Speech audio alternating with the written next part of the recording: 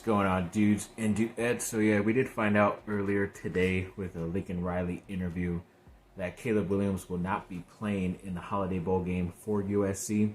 And once again, we're still up in the air because he hasn't officially said if he will be going to the NFL draft, but it looks more and more like it every single day, even without an official announcement, because why wouldn't he not play if he wasn't going to be returning? And it's like, well, you save yourself for one game right now and then you're going to play a whole rest of your year next year. It doesn't really make sense to me. So it's most likely that he's gone.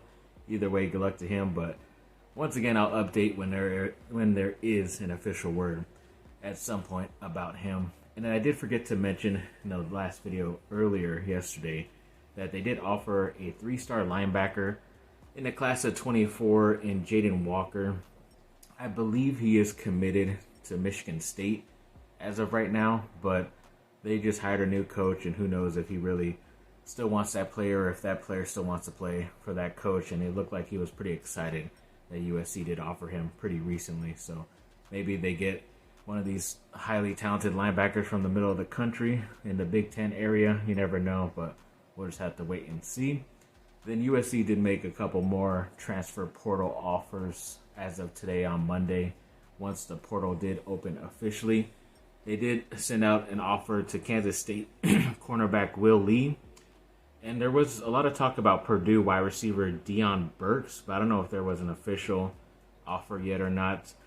There are some quarterbacks, Dylan Gabriel and Cam Ward, that are supposedly on watch, or that USC is on their watch list, even though I have not seen an official offer for those players. So they're pretty talented guys that just recently made it into the portal. But I heard like Ward is looking, well, he was hearing that he was going to be getting like $1 million to whatever school he goes to, and USC was not part of that. So I don't know if he is really an option or not, but he is a pretty talented dude, so we will see about him.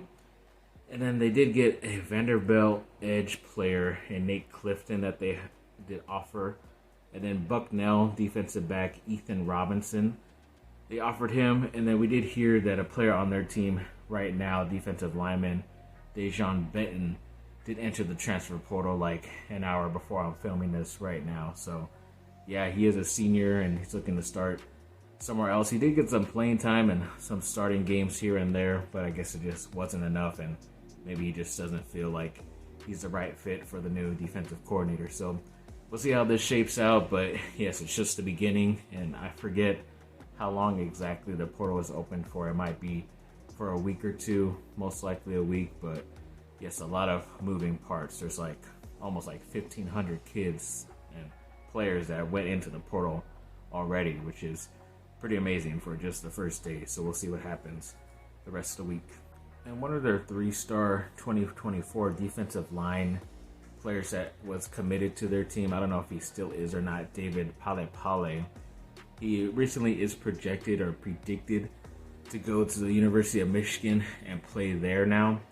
I'm pretty sure he's no longer on USC's radar because apparently he was kicked off his high school team and some other crazy stuff happened. But if he's still garnering some recognition from the number one team in the country, I wonder how bad that really was. Or maybe he just knows that his defensive line coach and the person that is recruiting him, and Sean Nua, is not going to be returning to USC next year. But so wait and see on a lot of those defensive coaches right now too that are still on the staff at USC. But yeah, it's kind of weird that this guy popped up all of a sudden, but I'm not that surprised that he is projected to go to somewhere else.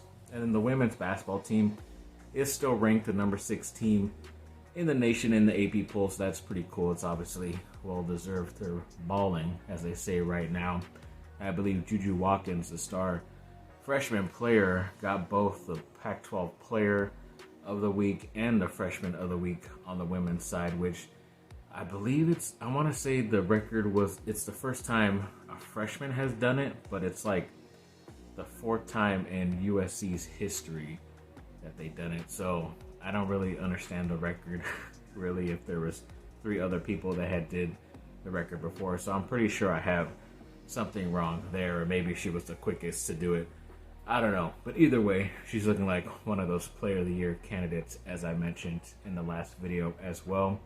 And I believe Boogie Ellis, the star senior for the men's side, was also named the Pac-12 Player of the Week. He had like 28 points in 2 of the games last week, so it wasn't that surprising. Too bad they went 1-1 in those games, but either way, he is looking like he is leading this team as of right now. And yes, surprisingly, the Chargers did get a victory this last Sunday against the Patriots, but of course it was an ugly game. Only 2 field goals scored in the whole entire game, and of course they were by the Chargers, so they won 6-0.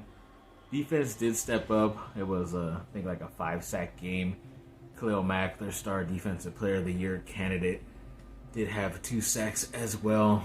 And I don't know, it was just a sloppy game both ways. It was very bad weather, but somehow the Chargers were still able to move the ball enough compared to a team that is used to playing in that type of weather in the Patriots. But like I said, it kind of just messes up their drafts area where they're selecting and all that stuff. And I think that loss made the Patriots like the number 2 overall pick, which is pretty crazy because they have not picked that high in quite a bit. But yeah, either way, we did find out some news. I think it was right before that game that they did sign the wide receiver Alex Erickson to their active roster, and I think they put the tight end Steven Anderson on their practice squad. But that just signals to me that most likely, obviously, Mike Williams is not coming back for the rest of the year, the wide receiver, but Joshua Palmer too, because he's been on the IR for quite a bit, and I thought at some point pretty soon his 21-day window would be up for him to try to come back if he was healthy enough, but it doesn't look like that's even possible, so maybe that's why they ended up signing this guy to the active roster. You never know, but yeah, either way, it's looking pretty bad for them overall. They get, I don't even know who they get this weekend. Denver, maybe?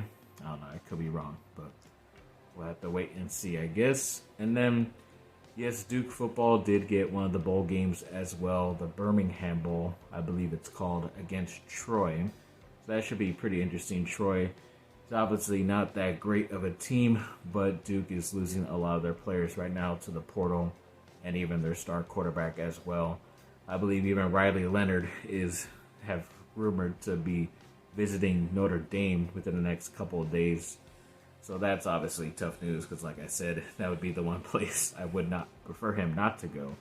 But like I said, he will be enemy number 1 if that ends up happening or not.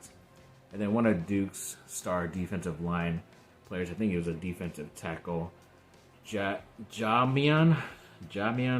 I've been seeing a lot of these J-A or a letter and then an apostrophe, and I don't know how to say them. I'm sorry. I was thinking it's Jamian Franklin. He is committing to go to the NFL draft, so that's pretty cool for him. Hopefully he does get selected pretty high. But yeah, their defense was one of their better bright spots out there, so I will not be surprised if a lot of these older guys just end up going towards the draft and not to go to another team, because I think they're that good to go to the NFL right now.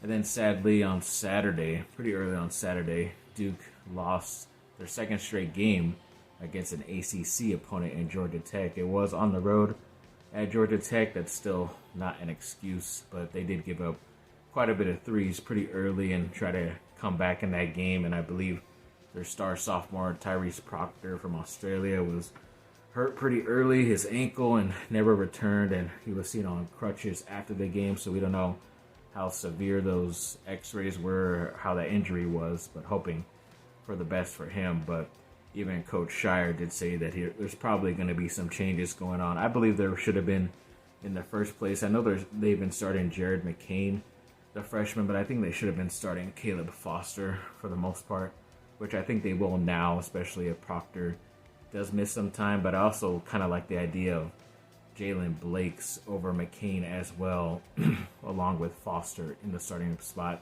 and maybe having to switch up Mark Mitchell too, just because a lot of people don't respect him right now from 3. They're just leaving him wide open, and if he makes it, he makes it. If not, they're kind of cool with it. But he's been missing it quite a bit, and that's why they've been keeping him open. He did play a lot better later in that Georgia Tech game. I saw he got a lot more dunks and easy layups inside once he moved in there. But yeah, he is kind of a hindrance when you just leave him out there wide open and they just pack the paint. So that is tough to see. But like he said, there will be some changes, and looking forward to this team getting back on the right track. And an ex-Duke player who's been playing very well for the Atlanta Hawks as of late, Jalen Johnson, sadly did suffer some type of injury, which will take him out for 4 to 6 weeks. So that sucks, but yes, hopefully we'll be able to return because it does not require surgery. So that's a bit of positive news as of right now. Then when it came to a couple other things, the Anaheim Ducks did actually finally get a victory, 4-3 against the Colorado Avalanche.